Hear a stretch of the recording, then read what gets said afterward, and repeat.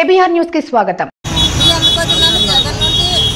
Cover వచ్చిందానికి మాకు free వచ్చినట్లు, లేకపోతే డబ్బులకి అప్పుడే పోయింది ఆల్రెడీ. ఇప్పుడు ఎవరికైతే మద్దతు పలుకుతున్నారో వాళ్ళకే అయింది మాట.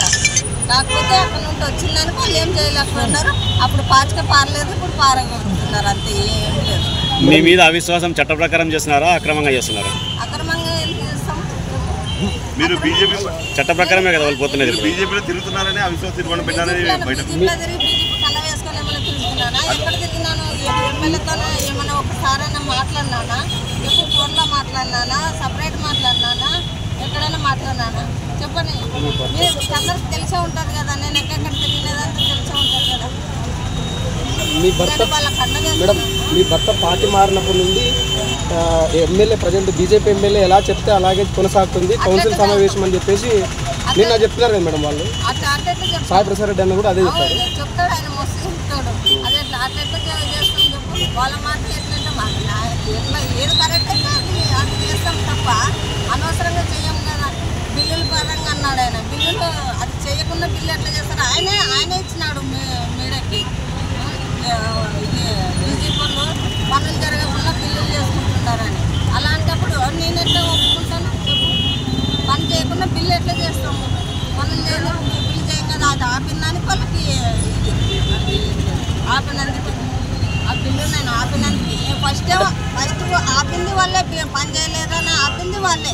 తర్వాత ఎందుకు ఆమోదం తెలిపినారు వాళ్ళు? ఎందుకు చెప్పలేదు? వాళ్ళకి డబ్బులు ముట్టిన దానికి వైస్ చైర్మన్లకి డబ్బులు ముట్టినాయి, నరసింహ గారికి డబ్బులు ముట్టినాయి. అంటే ఆ పని ఆపినందుకే ప్రజెంట్ కూడా అవిశ్వాస తీర్మానం కారణం అంటారా? కారణం అదే, ఇది కూడా ఒకటి కారణం. ఇది కూడా ఒకటి కారణం.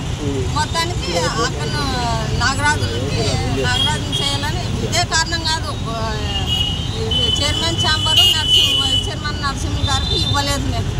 చైర్మన్ ఛాంబర్ అది మన లాట్యా హోటలా ఆయనకి ఇచ్చేది? అట్లా ఇచ్చేకుందా?